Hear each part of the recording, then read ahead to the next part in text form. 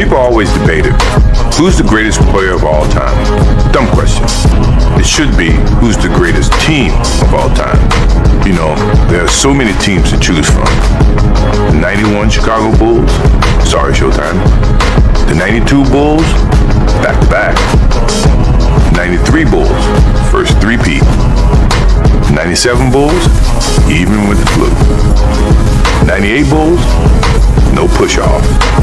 And my favorite, the 96 Chicago Bulls. 72 wins. Tough to beat that. What? You think there's someone else? Prove it. This accomplishment, combined with all your others, fall to over the Johnsons and Birds and Russells and Chamberlains?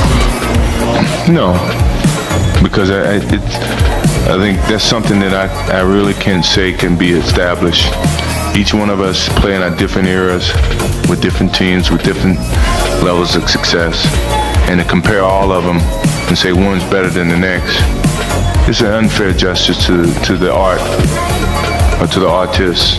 You know, being that Magic Johnson, Wilt Chamberlain, all the guys before me were the artists of this game of basketball, and we've all learned from them, and we've improved the picture to a certain extent. And to say that one improvement is better than all of it, it's an unfair assessment. Just a couple of minutes ago, maybe the best in the NBA right now. Where I come from, South. I guess Wes Matthews said, "See you later." But this is some move. Put on Rudy Gay. Oh. There's an ankle break. Guy did, but Lance Stevenson did. For Crawford. And they take the lead. And lob city to DeAndre Jordan. Now that. Jamal. Oh, baby.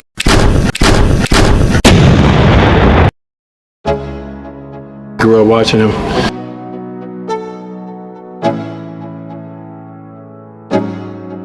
Back, Reggie. Mm-hmm. Jay Will got this.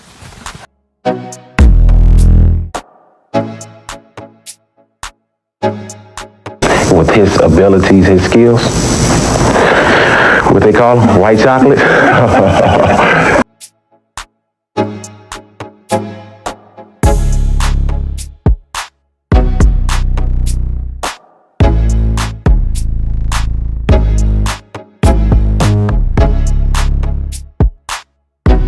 There's not too many guys that I played against when we switch a pick and roll and I want to guard. A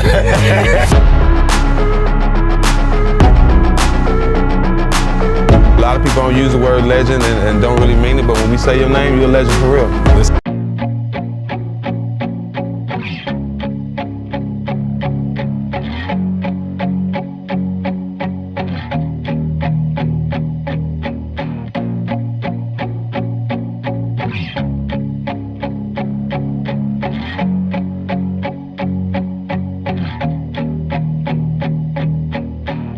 How would you do in a dunk contest with Vince Carter today? Oh, and I'm 37 years old. I think you have the advantage. But if you talk about when I was younger, I think we could have a really good competition. In the NBA for 22 years, I can proudly say I got the opportunity to play against Michael Jordan. Vince Carter, Michael up on him. Vince, a leaner is good. Michael Jordan is just starting to heat up. And it was just obviously nothing short of than amazing and an opportunity that a lot of players in today's game can't say. You know, his impact on the game, his impact on players today and the players of the past is well documented. And he's now your teammate. Yeah. And this is a unique cat. Yeah. I mean, he is. That's an understatement right there, yeah. How did oil and water mix? Yeah. You know what? And I love Dennis. I really do. He's an unbelievable player. Incredibly athletic. He was like Superman. Like he just a freak of nature. The guy could run all day long, never got tired, and was like the Energizer Bunny. I loved having him next to me on the court because you always felt like, you just got a warrior with you. So on the court, he's a great guy to have next to you. In the locker room, it's a little different story. But so many things that we did wrong, but what we did right was Joel Embiid. And if the MVP race is over. It's over, ladies and gentlemen. It is over, ladies and gentlemen. I'm really, like tonight, we couldn't make shots. We had guys making shots, with open shots. The man just scored half our points in the NBA game. And I'm biased, but the MVP race is over. It's over. That's why it's gotta be. It's over. It's over. Embiid deserves MVP. MVP race is over. Do you agree?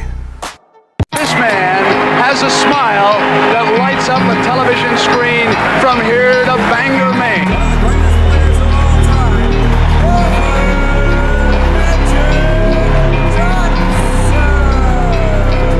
It's showtime. He had passion, an incredible passion to play basketball. He loved the game. He loved to entertain the crowd. Matthew's just a great basketball player. He's the best I've ever seen. He was my driving force. I just don't think there'll ever be another 6'9" point guard that smiles because of humiliation. He's the only guy that I've ever seen really throw a no-look pass. Look at a guy, time, look up. My idol. I'm playing him in the NBA Finals. That fast. And so I said, man, I love you, but I gotta take him out. I got to take him out. Ain't no choice. But when he came down that middle, on that right side, and cuffed that ball on Coop. Coop made a bad business decision by jumping. Remember he rocked it? Bam! I said, oh, man. And then the other one was he came down the right side and he jumped out of bounds and he started walking. The finger roll, In the air. In the air. Fro going back. Bunted against the glass is good. I said, man, this dude is too much, man.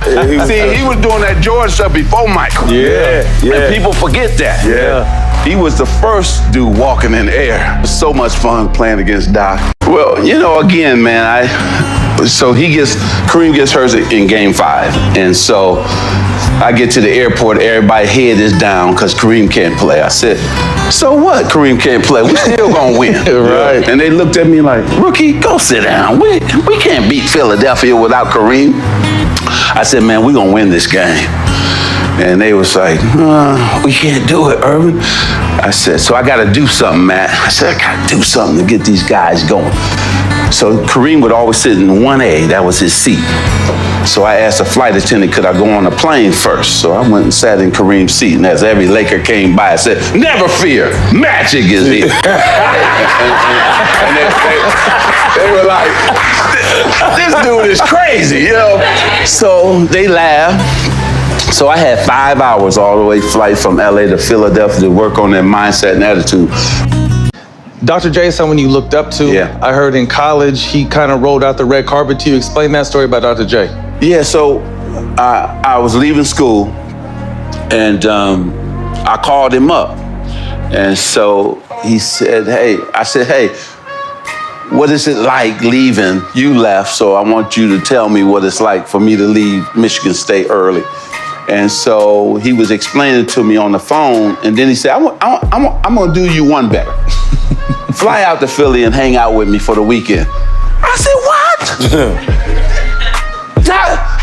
No, Doc. That's the Doc. This is Dr. J. Right. Saying a young fella can come hang with him, and he put me up at his crib at the big mansion. Yeah. How'd he pick you up? A limo. Come on, man. Man, a brother was like, oh, shoot. I'm calling everybody. I'm with Dr. J at his house.